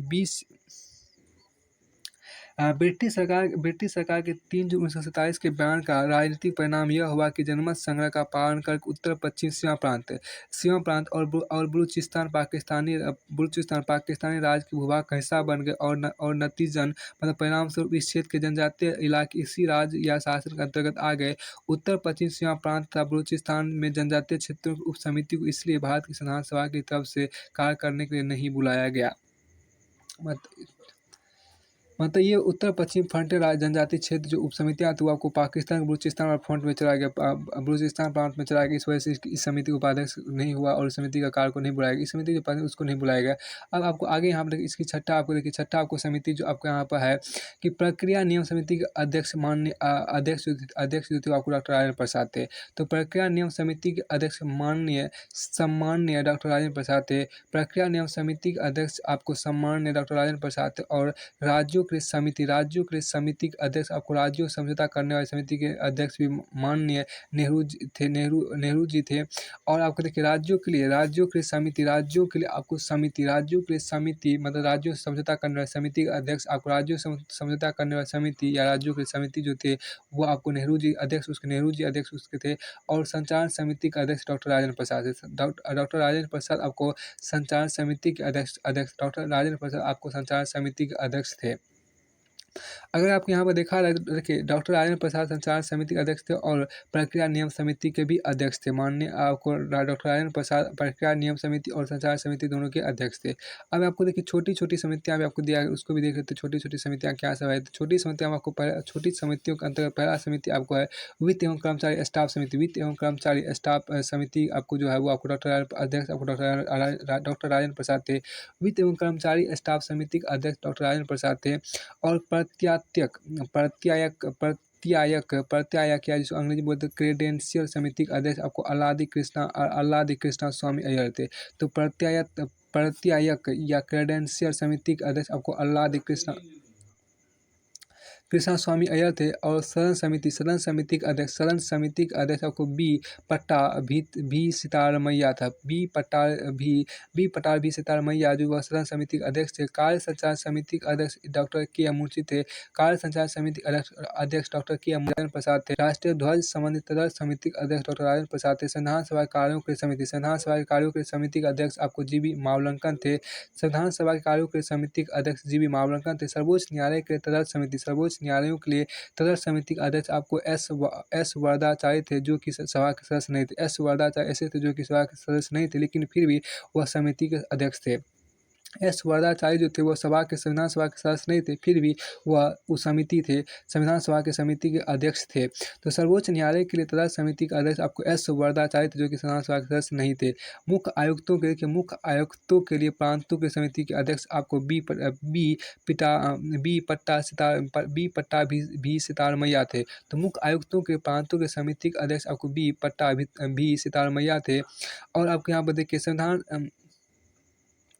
अब देखिए आप देखिए 9 में देखिए आपको संघीय संविधान के वित्तीय प्रावधानों संबंधित समिति के अध्यक्ष आपको नलिनी रंजन सरकार थे जो कि सभा के सदस्य नहीं थे। तो संघीय संविधान के वित्तीय प्रावधानों संबंधी समिति के अध्यक्ष आपको महोदया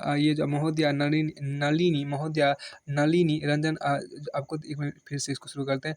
तो आपको 9 में हम देखिए कि संघीय संविधान की वित्तीय प्रावधानों संबंधी समिति के जो अध्यक्ष थे वो आपको महोदया नलिनी रंजन सरकार थे जो कि संविधान सभा के सदस्य नहीं थे। मतलब 2 ऐसे व्यक्ति थे जो कि संविधान सभा के सदस्य नहीं थे लेकिन संविधान सभा के समितियों के अध्यक्ष जरूर थे।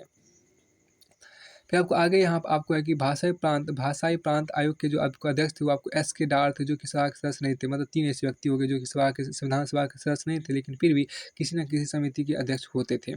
तो 3 ऐसे अभी तक में 3 ऐसे सदस्य हो चुके हैं कि आपको जो कि आपको क्या संविधान सभा के सदस्य नहीं थे फिर भी आपको संविधान सभा के सदस्य नहीं थे फिर भी किसी न किसी संविधान सभा के समिति के अध्यक्ष जरूर होते थे। तो भाषाई प्रांत आयोग के जो अध्यक्ष थे वो आपको एस के डोर थे। माननीय एस के डार था जो कि संविधान सभा का सदस्य नहीं था। और आपको दूसरा 11वां नंबर देखिए यहाँ पर प्रारूप संविधान की जांच के विशेष समिति के अध्यक्ष आपको जवाहरलाल नेहरू थे। प्रारूप समिति की जांच के विशेष समिति के अध्यक्ष आपको माननीय नेहरू जी थे। प्रारूप संविधान की जांच के विशेष समिति के अध्यक्ष आपको माननीय नेहरू जी थे। प्रारूप संविधान की जांच के विशेष समिति के अध्यक्ष आपको माननीय नेहरू जी थे। उसका देखिए 12वां नंबर आपको यहाँ पर कि प्रेस दीर्घा समिति के अध्यक्ष आपको उषा नाथ सेन था। तो महोदया उषा नाथ सेन था। तो आपको प्रेस दीर्घा समिति के अध्यक्षा जो थी आपको उषा नाथ सेन था। और आपको नागरिकता पत्र समिति के अध्यक्ष आपको एस वरदाचार्य थे जो कि संविधान सभा के अध्यक्ष सदस्य नहीं थे। अब नागरिकता पत्र समिति के जो अध्यक्ष थे वो आपको एस वरदाचार्य थे। इस प्रकार आपको छोटी बड़ी समितियों के जो अध्यक्ष होते तो वो पूरी तरह से फिनिश होते हैं। अब आपको अगला जो यहाँ पर टॉपिक आप देख रहे हैं प्रारूप समिति। तो आपको यहाँ पर अगला जो आपको टॉपिक है प्रारूप समिति की चर्चा हम करेंगे, थोड़ा सा इसको देखते हैं। संविधान सभा की सभी समितियों में सबसे देखिए संविधान सभा की सभी समितियों में सबसे ज़्यादा महत्वपूर्ण थी प्रारूप समिति। तो संविधान सभा की सभी संविधान सभा की सभी समितियों में सबसे ज़्यादा महत्वपूर्ण समितियाँ प्रारूप समितियाँ ही थी। इसका गठन मतलब प्रारूप समितियों का गठन आपको 29 अगस्त 1947 को हुआ था। प्रारूप समिति का गठन आपको 29 अगस्त 1947 को हुआ था। यह वह समिति मतलब जिम्मेदारी सौंपी गई थी। तो प्रारूप समिति वह समिति थी जिसे जिसे नए संविधान का प्रारूप तैयार करने की जिम्मेदारी सौंपी गई थी। इसके 7 सदस्य मतलब प्रारूप समिति के 7 सदस्य जो इस प्रकार आपको हैं। प्रारूप समिति के अध्यक्ष डॉक्टर बी.आर. अम्बेडकर थे, एन. गोपाल स्वामी थे। एन गोपालास्वामी दूसरे अध्यक्ष हो गए, नहीं सॉरी दूसरे सदस्य हो गए। तो देखिए एन गोपालास्वामी अयंगर हो गए, एन गोपालास्वामी अयंगर हो गए, अल्लादी कृष्ण स्वामी अय्यर हो गए, अल्लादी कृष्ण स्वामी अय्यर हो गए, डॉक्टर के एम मुंशी हो गए, सैयद मोहम्मद सादुल्लाह हो गए, एन माधव राव आपको हो गए। इन्होंने बी एल मित्र की जगह एन माधव दे दिया, जिसका जगह आपको एन माधव राव ने। टी कृष्णामाचारी जो थे इन्होंने सर में तो डीपी खेतान की मृत्यु 1948 में हो जाने हुआ था। यह वह समिति मतलब प्रारूप समिति वह समिति है जिसे नए संविधान का प्रारूप तैयार करने की जिम्मेदारी सौंपी गई थी। तो वह कौन समिति है संविधान सभा की जिसे संविधान का प्रारूप तैयार करने की जिम्मेदारी सौंपी गई थी, तो आपको प्रारूप समिति ही थी। और प्रारूप समिति के 7 सदस्य जिनमें आपको अध्यक्ष जो थे आपको डॉक्टर बी.आर. अम्बेडकर थे, और सदस्य आपको 6 सदस्य इस प्रकार हैं, जिसमें आपको पहला सदस्य आपको हो गया एन गोपाल स्वामी अयंगर, दूसरा आपको हो गया अल्लादी कृष्ण स्वामी अय्यर, और तीसरा आपको हो गया डॉक्टर के एम मुंशी, और चौथा आपको हो गया सैयद मोहम्मद सादुल्लाह, और पांचवा आपको हो गया एन माधव राव जो था वो आपको बी एल मित्र की जगह आए थे, क्योंकि बी एल मित्र ने त्याग पत्र दे दिया था स्वास्थ्य कारणों की वजह से। और इसके छठा जो आपको सदस्य वो आपको टी कृष्णामाचारी थे। टी कृष्णामाचारी जो था आपको डॉक्टर डी पी खेतान की मृत्यु 1927 में हो जाने की वजह से उसके स्थान पर आ गए थे। अब यहाँ पर आपको आगे यहाँ पर है कि विभिन्न समितियों के प्रस्ताव विचार करने के बाद प्रारूप समिति ने भारत के संविधान का पहला प्रारूप तैयार किया। इसे फरवरी 1948 में प्रकाशित किया गया।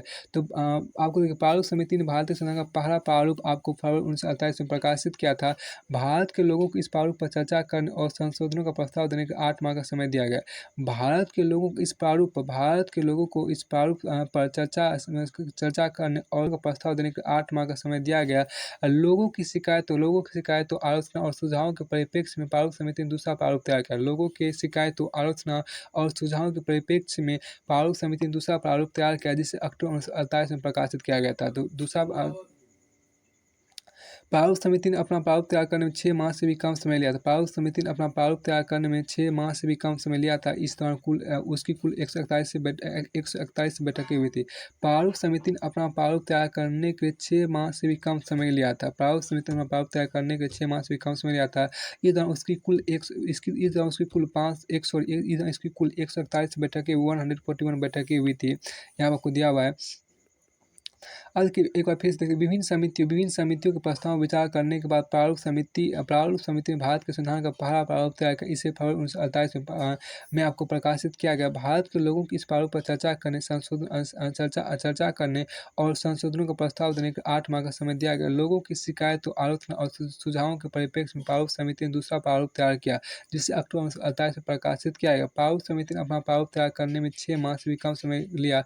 इस दौरान उसकी कुल 141 बैठकें हुई। अब यहाँ पर आपको देखिए संविधान का प्रभाव में आना आपको यहाँ पर आपको अगला टॉपिक आपको ये है कि संविधान का प्रभाव में आना। डॉक्टर बी आर अम्बेडकर ने सभा में 4 नवंबर 1948 को संविधान का अंतिम प्रारूप पेश किया था। डॉक्टर बी आर अम्बेडकर ने संविधान सभा में 4 नवंबर 1948 को संविधान का अंतिम प्रारूप पेश किया था। संविधान का अंतिम प्रारूप किसने पेश किया? डॉक्टर बी आर अम्बेडकर ने पेश किया, क्योंकि वही अध्यक्ष थे। और ये आपको 4 नवंबर 1948 को पेश किया गया था। संविधान का अंतिम प्रारूप पेश किया गया। इस बार संविधान पहली बार पढ़ाया गया। संविधान पहली बार कब पढ़ाया गया था? 4 नवंबर 1948 को संविधान पहली बार डॉक्टर बी आर अम्बेडकर के द्वारा पढ़ाया गया था। सभा में इस पर 5 दिन 9 नवंबर 1948 तक आम चर्चा हुई। संविधान सभा में संविधान का अंतिम प्रारूप आपको 5 दिन तक चर्चा हुआ। 9 नवंबर 1948 तक चर्चा हुआ था। 4 नवंबर 1948 में आपको संविधान सभा में आपको ये संविधान के प्रस्ताव प्रारूप को पेश किया गया, अंतिम प्रारूप को पेश किया गया। तो इसमें आपको 5 दिन मतलब 9 नवंबर 1948 तक चर्चा हुई थी। संविधान पर दूसरी बार 15 नवंबर 1948 से विचार होना शुरू हुआ। संविधान पर दूसरी बार आपको 15 नवंबर 1948 से विचार होना शुरू हुआ। इसमें संविधान पर खंडवार विचार किया गया। यह कार्य यह कार्य आपको नवंबर 1949 तक चला। इस अवधि में कम से कम 7,653 संशोधन प्रस्ताव आए। इस अवधि में कम से कम 7,653 संशोधन प्रस्ताव आए, जिनमें से वास्तव में 2,473 पर ही सभा में चर्चा हुई थी। इस अवधि में कम से कम कुल 7,076 से 7,653 संशोधन प्रस्ताव आए थे, जिनमें से वास्तव में 2,473 पर ही सभा में चर्चा हुई। तो अब इससे आगे जो आप यहाँ पर देख रहे हैं, इससे आगे की चर्चा हम बाद में करेंगे। संविधान की तीसरी आगे चर्चा अगले वीडियो में करेंगे। धन्यवाद।